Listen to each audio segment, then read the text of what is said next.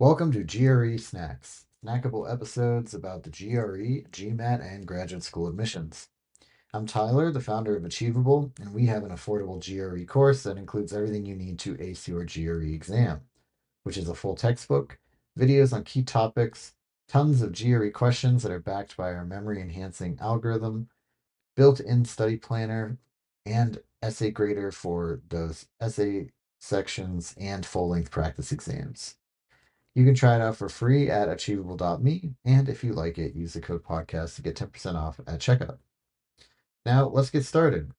Today, we have got Matt Roy with us, who is the author of Achievable's GRE course. And Matt, I'd love if you could introduce Right. yourself. Hello, my name is Matt Roy. I have been tutoring for the GRE for over 5 years now, since before COVID. I used to tutor for Kaplan, and now I tutor independently on Leland and Wysant.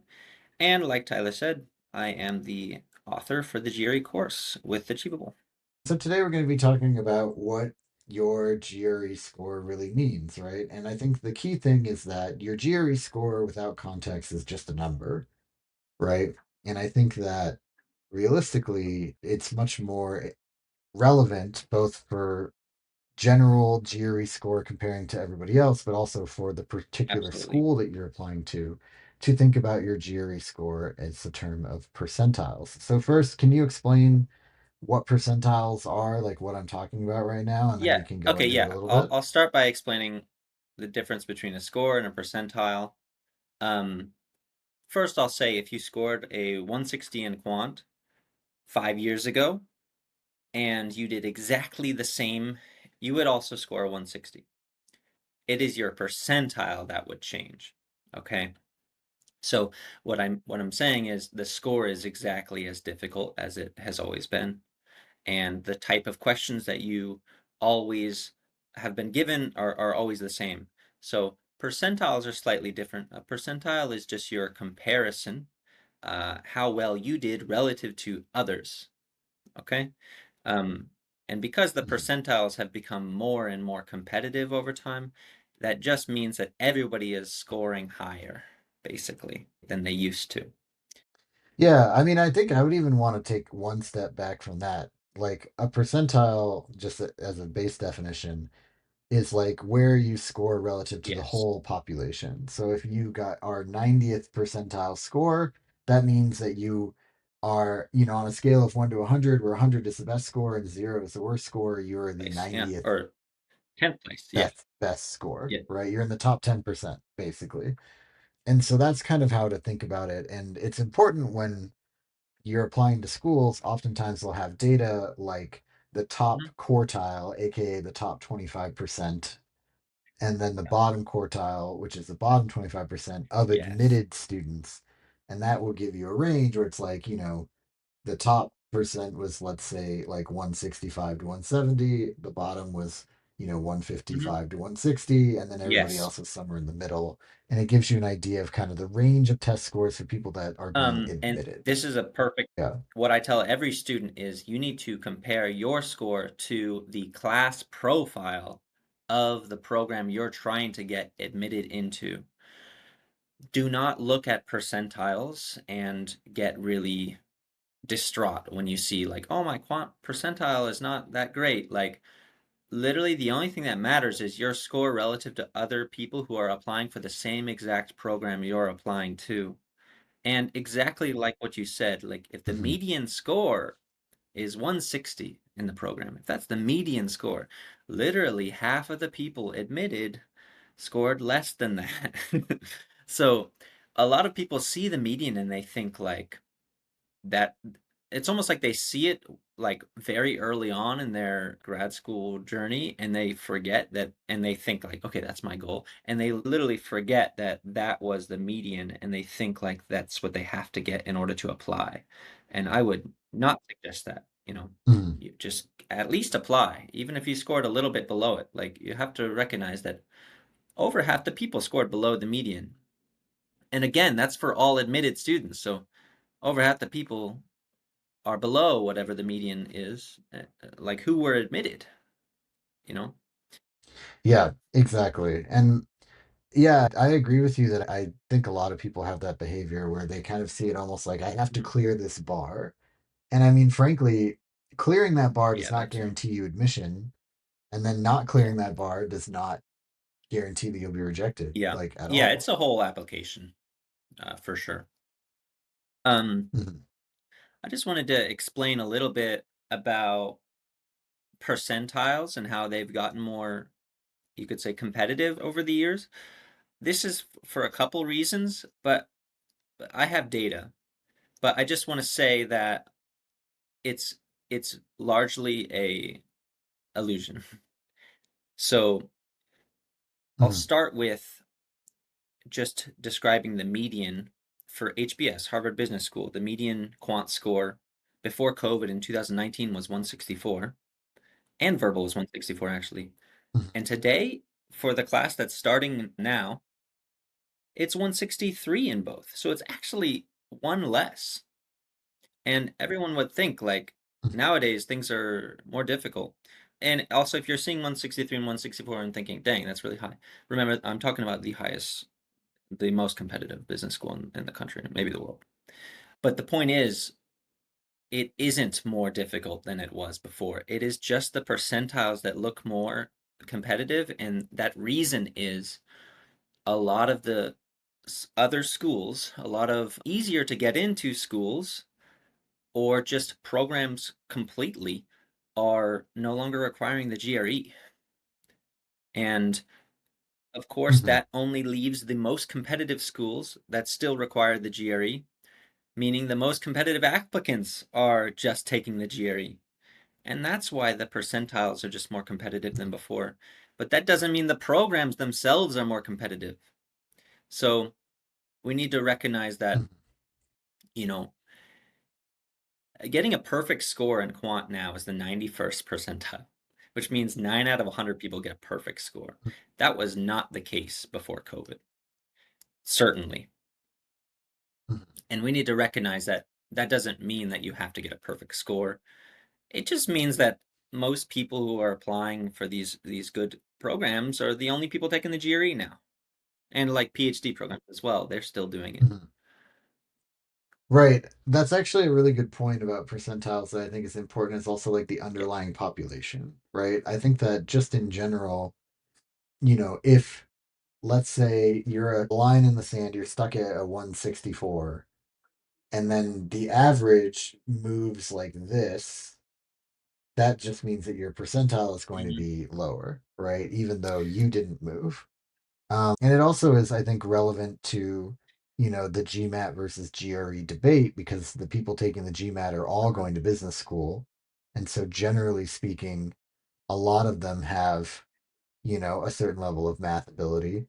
And then the people taking the GRE are people going to like, an economics program and also people going to a business school and maybe people going to like a PhD in math, but then also a PhD in biology, right? And also a master's program in education, right? Where like they might not Yeah. necessarily have those math skills. So the different populations make a big difference in the percentiles as Yeah, well. and I wouldn't even say like of course mathematically speaking the percentiles have moved, but the total number of, you can say the sample of students now taking the GRE is really just the people who were previously on the right side of the distribution. So like it's not like the world Yeah. got smarter or anything. It's just that it's just like there's just a lot fewer people taking the test. Oh, I see what you're saying. Yeah, because if you're not a good test taker or you just don't, for lack of a better word, you aren't that smart, you just apply test Yeah, it is optional optional. now, Yeah, exactly. right? So then suddenly the bottom It half, or disappears. let's Yeah. call it the bottom quarter of Yes. test takers are Yeah. gone. Yeah. Yeah. Now that makes a ton of sense, actually. Yeah, Yeah. and I've got some more data to just show that, like Wharton, University of Penn, Wharton, or Pennsylvania. I don't know if they say UPenn. Do they Yeah. say UPenn? Is that the right? Yeah. Um, yeah. UPenn Warden, or just Warden. I think they just call themselves Warden. Their quant in 2026, the median quant was 163, and in 2019 it was 162. So it really hasn't changed that much. And verbal actually moved down one from 163 to 162 more recently. I do want to. Just because we're both Americans, I guess we can say this. The percentage of Americans as total test takers has diminished significantly, and anyone who is non-American, their average quant score is like much higher than Americans. So that also changes the competitiveness. So like, I was just looking at the data, like the average quant score overall was 153 in 2019, and now it's 158. But the US average has not changed. It has been 152 in both, like, in 2023 and 2018. So if you're thinking like I'm just competing against, like, I mean, usually a lot of schools, they have some sort of like amount of, oh, I don't know. I don't know anymore. We'll see. But you're competing against basically similar students. Well, for the top schools, you're competing against the best and Yeah. brightest in the world, right? Which is like, as it should be. But I think that, to your point, a lot of those countries put a greater emphasis Yeah. on math education than America does currently, Yeah. right? I For think. instance. And I think that that's a fair point. I mean, in general, I think that for me, or at least where I'd like to take the conversation, is kind of 2 points. Number one, I think that overall GRE percentiles for like your score compared to all the other scores in a vacuum is actually not something you should be worried about at all. Because, number two, what you really want to understand is what your scores are compared to the percentiles of the Yes. programs you're Yeah. applying to. And that should really be the focus of what you're doing. And every school is going to be different, and the programs within the schools are going to be different too, right? The Harvard MBA average GRE scores are very different than the Harvard Hmm. political science 90 average school. Yeah. GRE scores. Yeah. And so, yeah, I think that's like, what I'd love to do now is maybe just like walk through how you would kind of go about this process of Yeah. setting your targets for your Yeah. GRE So, score. Yeah. whatever program you're applying to, you need to look at that program, its ranking relative to similar programs. And well, the first thing you need to do is it just literally search your profile or your school name, the program name, and just type in class profile. That's the exact words that gets you all of the demographics, all of the GPA, all of the like the age, the work experience, and GRE or GMAT scores of everyone who's been accepted into that program. Okay, so you search class profile. And if you can't find something like that, then you look at that ranking and you start searching for schools that are ranked around the same area. Okay. And that's what I would suggest people doing. And of course, you can look at the school's highest ranking in whatever program you're applying to, and kind of you see like, okay, that's my goal. Then, if you're applying for a lower school, then you're obviously that would be a good goal, like whatever the highest average. Yeah. Yeah. I mean, by setting the goal as the highest, people have a tendency to kind of either Mhm, meet their expectations or like essentially if you were shooting for a 170 you might mhm. get a 165, but if you're Yeah, shooting for 165 you might get a 162 kind of thing. I don't know what yeah, psychological phenomenon that is called, but mhm, you get the idea, right? And so might as well mhm. aim for the highest one, and then also like you said you're set up for all the other ones. I think it's also important to understand, particularly if you're, let's say, a business major and you're applying to some BA program, some MBA programs, but also applying to some like econ programs, that the profiles of those two audiences and the percentiles of those two audiences are going to be pretty different. And so, some, at least for me, like, you know, I found back in the day before I started Achievable, where I thought I might go to an MBA program, I took the GMAT. And where I fell in the percentiles my first time taking the GMAT was pretty informative to me, where I realized that, like, oh, maybe my strengths are not what I think they are. Uh-huh. Right. And so I thought that was kind of interesting. But yeah, you should be very aware of kind of like who you're who you're up against with each of the programs you're And applying I to. should I should also say, you said this earlier, like even if you have a great score, it doesn't mean if your score is above the median, that does not mean you're going to get accepted. And this is kind of the Yeah. important point. Like if you feel really if you feel like your chances based on your GRE score is just 30%, I don't know very many people that apply for just one MBA program. So if you apply for Mhm. 3 or 4 and you really think you have a 30% chance of being accepted into any of them, you're gonna get into one probably. Very likely you're gonna get into one at least. Well, as long as you're those three or four are not like all Yeah, super if there are, yeah. breaches. But I mean, even if you have a 30% chance, like, and you roll that dice 4 times, you're very likely to get one of them. Yeah, Yeah, like from a yeah. pure mathematical But point of of view. course, it's always smart to apply for ones that you will, um, you're pretty sure you're going to get into, because like once the deadline's gone, it's gone. Yeah. Yeah, well, and I also think it's important using the GRE percentiles as a way to benchmark the schools a little bit too, right? So let's say you've got a school where the median is a Mm, 165 and you got a school where the median is 155. Like it's not completely outrageous for you to assume that the school with a median of 155 is not as competitive yeah, for admission definitely. as a school with the Oh yeah. 165, right? And so therefore you can kind of understand like, okay, if you're going through what is kind of typical parlance, right, where you've got like your reaches and then your kind of like middle of the pack schools and then your Mm, safety schools, which is not to say they're bad, just that they're hmm. maybe on the lower end of your personal percentile range. That score percentile can help you figure that out Yeah. and which one is which. And maybe a safety school is a school that you really like, and then compares, right? But it's just more helpful for understanding the competitiveness of admissions. Yeah, I should also say that even like a safety school that has like a low median, they may just be looking at other aspects of the application.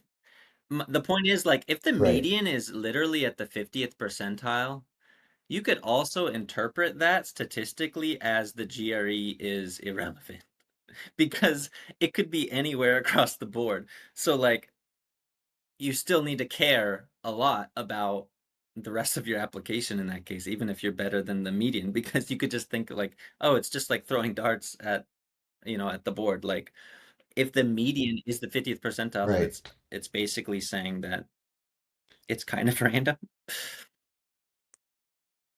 Yeah. Right. Yeah, that makes sense. Well, yeah. So anything else you wanted to share about like GRE percentiles and kind of how to interpret them or how to use them? I'll say one quick thing just about the analytical writing percentiles. There are not very many scores you could get in analytical writing. It's every point 0.5 and it goes up to 6. So the percentiles have like large gaps between them. And it's important to Mhm. recognize that if you get, for example, like, I don't have the data with me right now, but let's say you get a 4.0, and that, I don't know what the percentile is, but let's say the percentile is like, that's like 60th. And Yeah. it's important to recognize that between the 4.0 and the 4.5, let's say the 4.5 is like 75th percentile, you are actually between those two. So you're between the 60th and the 75th. You are not the exact worst person in that group, and you're the 60th percentile. So it's important to look at the one above and be like, how many people are there within this group with me? Because everybody looks at the smallest one and thinks, or not the smallest, like the percentile, you can call it, for that group, and they think, oh, that's not that great. But because it's just a function of there being fewer like measurement points, the percentiles look worse than what they Mhm. are. Got it. Yeah, that's a good tip. Great. Well, thank you so much. This has been GRE Snacks, hosted by Tyler from Achievable with Matt Roy.